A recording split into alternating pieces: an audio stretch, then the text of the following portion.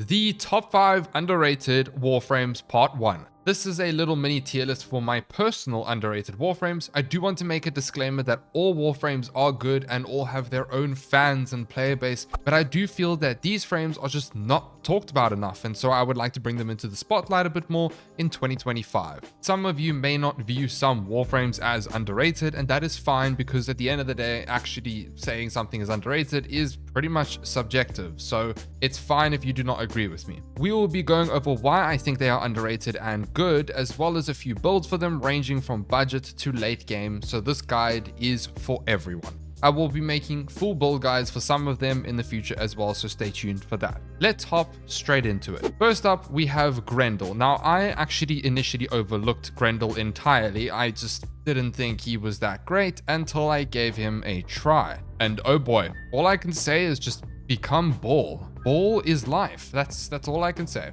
He offers a lot. He's very tanky. He has lots of health and armor from passive and abilities, but the main star for Grendel is his new-ish augment called Gastro. Gastro allows his fourth ability to create gas clouds that pretty much nuke enemies, and you can skip the enemy up to 4 times, like skipping a rock essentially. It is crazy, allowing for 4 different instances of damage. This augment allows you to kill huge amounts of enemies because of the massive amount of gas clouds and also how they scale in their damage, and you armor strip them from regurgitate anyway, so it's just perfect in every way. Grendel's first ability allows you to basically grab a bunch of targets and just suck them into his belly and make him even tankier by giving him armor per enemy in his belly. His fourth ability, Regurgitate, vomits out the enemies, doing a ton of damage, especially with Gastro, which we've just gone over. He also holds Nourish. Now, Nourish, as we all know by now, is one of the best abilities, almost used abilities in the game. I wouldn't say it's the best, but it's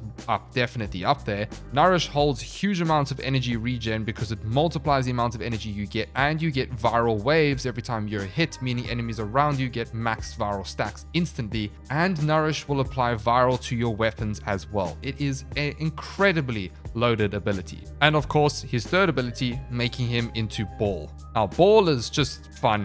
It really is. I will say though, Grendel is good without the augment Gastro, but it does carry pretty hard, I will be honest. But you can play him without Gastro. It is not needed. And the reason I say that it's a hard carry is because with the augment, you have a viral, corrosive, toxin, gas, and armor stripping nuke just from Grendel alone. That is crazy. Because Grendel has a lot of health, he works very well with Arcane Bellicose, so I would definitely recommend giving that a go. For a budget build for Grendel, I would recommend something like this. For the newer players who would like to give him a try, he's definitely worth it, especially in Star Chart and early Steel Path. Then we move on to the no helmet build, which is basically just your end game no helmet setup. Honestly, you just become Ball with the setup. It's really funny. You just suck up enemies and just spit them out, then everything just dies. It is really fun, and you just don't die. It's really hard to die with Grendel. And of course, a raw build. The reason we use raw is because it double dips the dot effects from our toxin and gas clouds, and it just does millions upon millions of damage. It's a no-brainer. You knew raw was going to be there.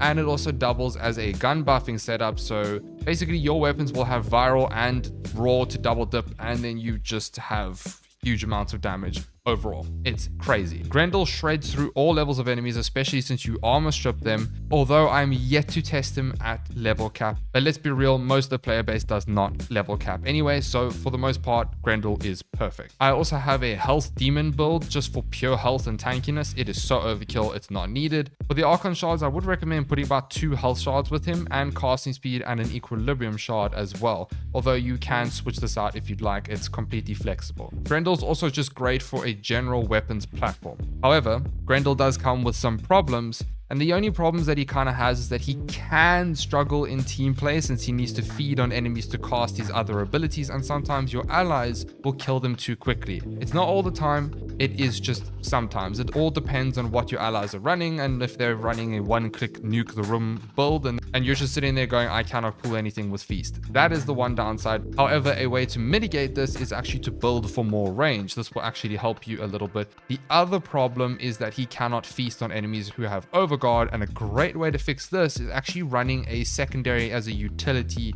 primer in quotation marks, which actually has secondary fortifier, which does more damage to overguard, which allows you to actually actually very quickly melt through their overguard, allowing you to quickly feast on them. It's a great way to mitigate that issue. Honestly, you won't regret getting Grendel. He is just loads of fun. A lot of people overlook him and he's just great. Also, the ball playstyle is also super funny if you just feel like trolling. Up next, we have Dagath. I just made a guide on Dagath and I decided to revisit her for that video, but I just had to put her in this video because she is so underrated and overall a lot of fun. She offers an active and caster playstyle for those who like that type of thing, and I also discovered she is absolutely amazing for people who love melee. Dagath's first ability applies viral and slows enemies down, while Doom, her second ability, applies a curse, which will apply sickles above the enemies that deal the amount of damage you dealt to that enemy in the past 2 seconds as true damage. So it's basically a damage redirection mechanic in a sense. It stores the damage and then it applies to them 2 seconds after. This sounds great, but I'll go over later on why I think that it could be better or it's just not as great as what it sounds. Grave Spirit, her third ability being a lethal damage savior and also giving you a bunch of critical damage scaling. Her augment, Spectral Spirit, makes you pretty much invulnerable and the cooldown is no problem at all because every time you kill an enemy, you reduce the cooldown by 1 second, and nowadays it's very easy to kill 25 enemies very quickly. Her fourth ability, Rakali's Cavalry, can nuke enemies if they are affected by Doom. It is very strong for armor stripping and just doing tons of viral damage. Dagath can be squishy. And I say that because if you're not using her for Spectral Spirit or using shield gating, then yes, she can be a little bit squishy. Or glass cannony, should I say that. But for base Steel Path and Star Chart, you are more than tanky enough with just Spectral Spirit or going full shield gating. One or the other, it's perfectly fine. In Steel Path, you can actually go for either Adaptation or Rolling Guard, or you can drop it entirely and run pure shield gating, since the Spectral form, you cannot die and can be recasted very easily, because like I said, the Spectral Spirit Augment actually drops the cooldown by 1 second per kill. That is, of course, if you are running the Augment. Otherwise, you can use Catalyzing Shields or Fast Deflection if you'd like to go that route for the pure shield gating setup. For a budget build, this is what it would look like. It has a lot of utility. You can actually drop Energy Nexus and Natural Talent for other mods if you want, or if you don't have those mods. But honestly, for Star Chart, you are perfectly fine with Dagath. She's very powerful. A no helm and Steel Path build would look like this. You can actually switch out Growing Power for Brief Respite to fully lean into the shield gating and switch out Adaptation, but I personally found with this setup, it's really hard to die regardless of having Spectral Spirit and base Steel Path. So it's just an extra layer of defense. It is down to your personal opinion, and this applies to all of the builds for her. You can really just change out her defensive layers to what you want. Her arcanes are flexible, and of course here is a raw caster build for spamming your fourth. I do recommend running at least 2 Tower Force casting speed shards with Dagath in general, because her casting speed can be pretty slow, and if you don't have increased casting speed, it kind of just feels like you're just spamming abilities all the time. So yeah. For the melee playstyle, which I mentioned is my personal favorite, Subsume Wrath will advance over your fourth ability, stack strength like crazy. With this setup, you gain over 350% critical chance, flat critical chance by the way, which is red crits, and over 200% critical damage for melees from Spectral Spirit alone, and this scales more with Molt Augmented, and you run 3 Tower Force purple shards, doubling the crit damage over 500 energy. You see why she's pretty good with melee? There is a lot of things building towards melee, and I think many people don't actually realize that. It is the perfect playstyle for her. The only downside for Dagath, in my opinion, is the fact that you never really get to experience the Phantom Wrath damage redirection mechanic, as everything dies too quickly. However, when it comes to tougher targets, you will see that it actually works pretty well, because they are obviously a lot tankier and they store the damage and you can actually use it. Dagath is very underrated, very active, and just a lot of fun to play. I definitely think you should give her a revisit in 2025, especially with the new augments and everything, and new arcanes and mods. Before we go further, if you could smash that like button, it really helps me out with the algorithm. Thank you so much, my lovely tenor.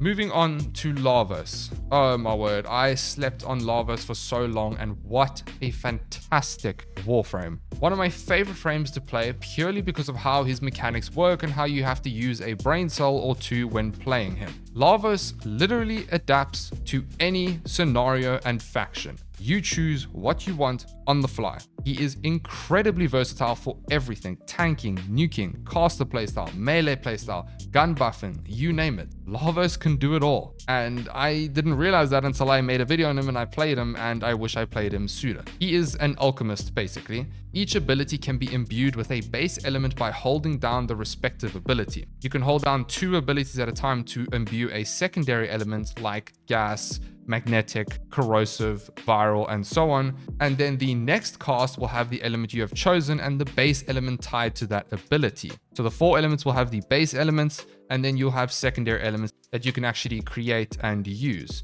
The thing about Lavos though is basically just remembering the elemental combos, because you need to know that off the top of your head to basically comfortably choose the elements on the fly. It takes a bit of practice, but once you play a couple of missions with him and you kind of remember all the elemental combos, he is amazing. Energy orbs give him status immunity, and universal orbs do as well. His first ability actually heals Lavos and applies toxin. His second ability is a great way to move and also apply cold. It is a great primer, especially when you combine elements with that ability. His third launches a probe that reduces the cooldown for his abilities and changes orbs into universal ammo and orb pickups, and also applies electricity. His fourth ability, Catalyze, sends out probes that deal fire and can nuke enemies. It is crazy how good this ability is, and the damage is doubled for every element applied to the enemy. You can see the synergies with just his fourth ability alone. Lavos is different. He has no energy cost. Every ability has a cooldown.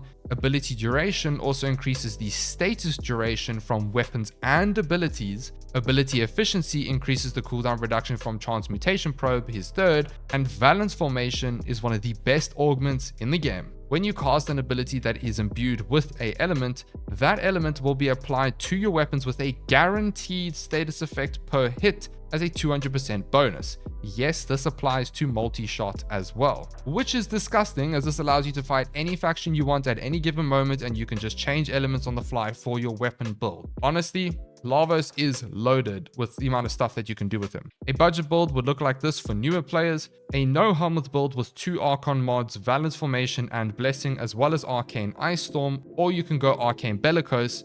Arcane Ice Storm works quite well because you get increased duration as well, and also your second ability makes it really easy to instantly freeze enemies, so it's a good idea. Swift Bite is a great way to lower the cooldown as well, which is an augment for his first ability. His fourth ability works well with more status effects applied, so his signature weapon, the Cedo, is absolutely amazing with him. It feels like a sin not to use it, especially if you're going all in on his fourth ability. I do have an evade build for invisibility if you want to go that route. The Augur mod can be switched out. It's just for extra duration. It's actually completely flexible. You won't get any shields because Lavos doesn't have any energy, so you will not be able to shield gate with him, but it's just up to you what you want to put there. You can also replace the duration with shards as well. The melee build, which is very good with Valence Formation since you gain guaranteed status effects per melee hit, and you can use melee duplicate or afflictions with this. I would really recommend giving a melee playstyle a try with Lavos. A lot of people don't realize that he's actually very good with that, but because of Valence Formation, it is brilliant and very powerful. A caster build for those of you who just want to spam his abilities like crazy.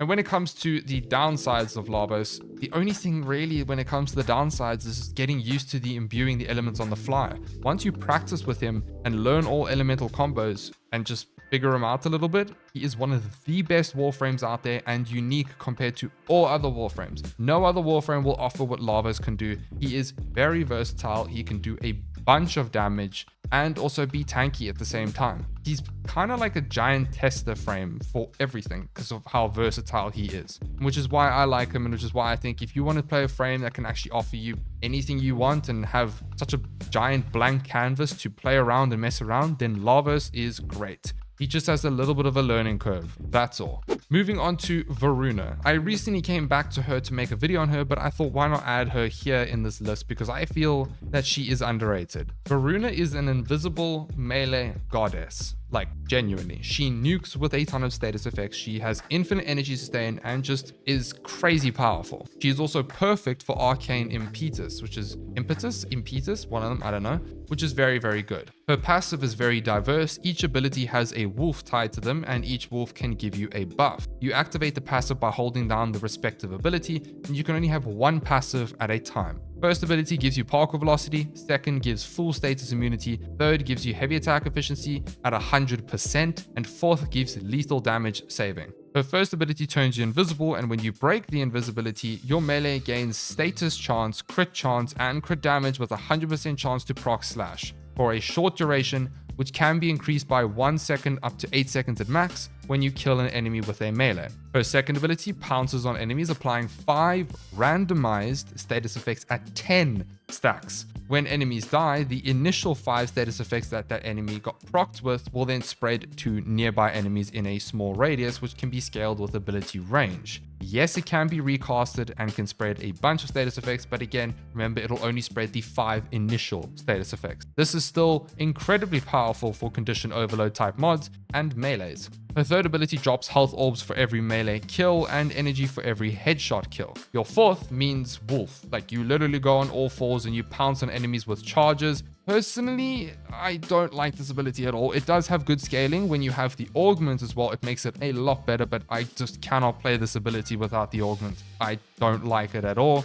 But with the augment, you get to experience the full power of her fourth, and when you do start ramping it up, because it has incredible scaling, you can nuke for millions of damage just from your fourth alone. However, I will say still the best augment is Prey of Dinar. It's the augment for her first, which affects your first ability and second. This increases the radius of your second ability's spread when you kill an enemy with all those status effects, but this augment will highlight an enemy, and that enemy that is highlighted will take increased damage vulnerability and will then have a multiplier to the status effects spread to new enemies. It is pretty big for nuking enemies. It is very powerful. Pair this with good melee and you are smiling. The budget build looks like this. No helmets playstyle, which has shield gating and rolling guard, although you will be invisible most of the time. So you can decide how you want to do the defensive layers. I just found that rolling guard was just an extra. Remember, your second passive has status immunity, so you're not going to be using rolling guard for the status cleanse. It's going to be for the invulnerability. Arcane Impetus works incredibly well with her because she can spread so many status effects with your second.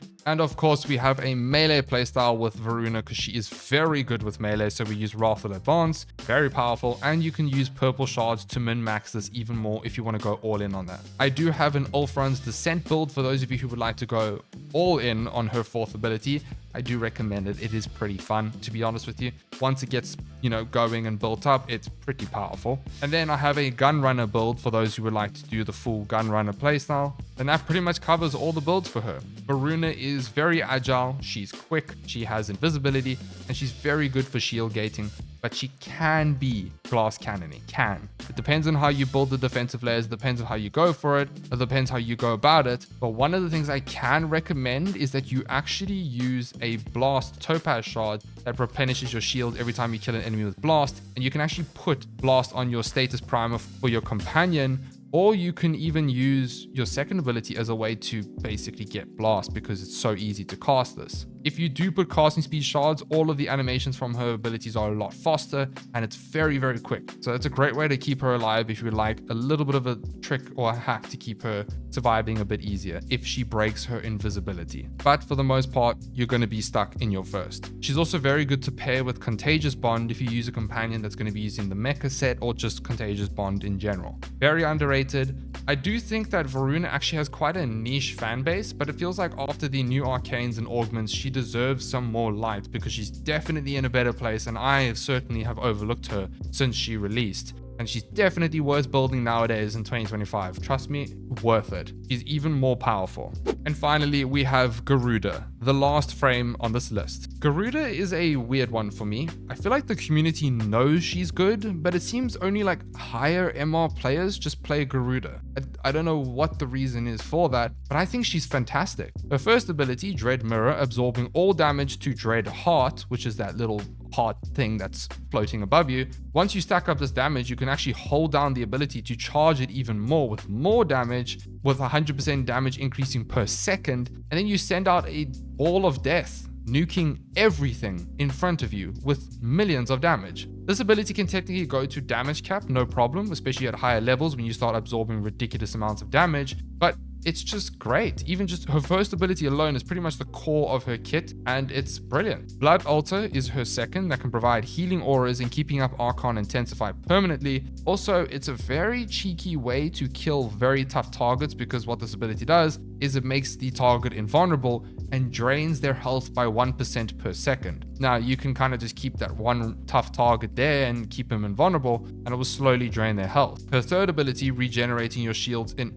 her third ability, Bloodletting, literally regenerating your energy in a click of a button, but you sacrifice 50% of your health. So remember, with this ability, having higher health actually benefits you in no way, but increasing your ability efficiency increases the amount of energy per cast. And her fourth ability, priming enemies with slash, and the marked enemies that are hit will allow your weapons to have extra slash status chance against them. Her passive also grants your weapons and abilities 100% extra damage as you begin to kill things. Garuda is very agile. She can be tanky if you learn how to manage your first and your second, because you have a permanent healing aura, and she's just a walking nuke. I would recommend running casting speed on her. That makes a big difference when it comes to playing Garuda. The only thing I don't like about Garuda is her fourth ability does have problems with the whole channeling thing. It's very slow in my eyes, especially with the whole speed, which I'm not particularly a fan of the speed kind of meta with Warframe, but I think that her fourth ability by itself is very, very limiting, which is why I would recommend running Blending Talons, which is the augment for her fourth. This allows you to tap the ability and then you no longer have to channel. You can channel actually by holding down your fourth, but it allows you to just tap it, and then it just basically spreads it quicker. The budget build for newer players looks like this. I would recommend giving Garuda a try in the early game. And here is the main no helmet build. And Arcane Arachne actually affects Dread Mirror and its explosion, and it is multiplicative to ability strength, so it makes your first do a lot more damage, but you don't actually need it because you still do so much damage as is. You can switch it out for something else. It is flexible. Equilibrium is actually not needed at all on Garuda, because you can literally press your 3 and you will then have most of your energy back. But I still kept it on because I just didn't feel like hardcore spamming my 3. It's more of a panic button for me now. It's down to personal preference. Please remove Equilibrium and change it to what you want. This is just what worked for me for being comfortable. Adaptation is the same thing. It can be taken out for pure shield gating like catalyzing shields or rolling guard or fast deflection. But your 3 does status cleanse already, so again, it's up to you.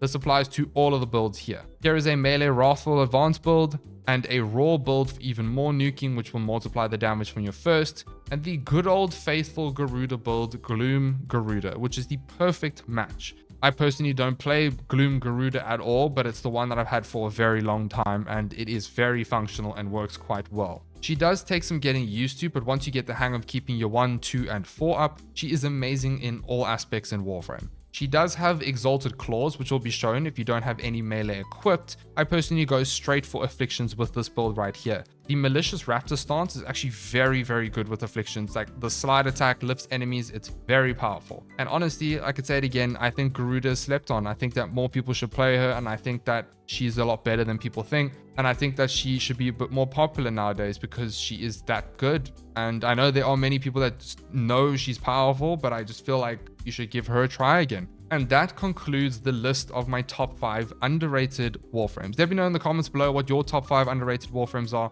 I do have a part 2 cooking already. I just wanted to deep dive in each of them to get the builds ready and everything. But as always, a huge thank you to our amazing channel members. You guys are amazing. I'll see you all in the next one.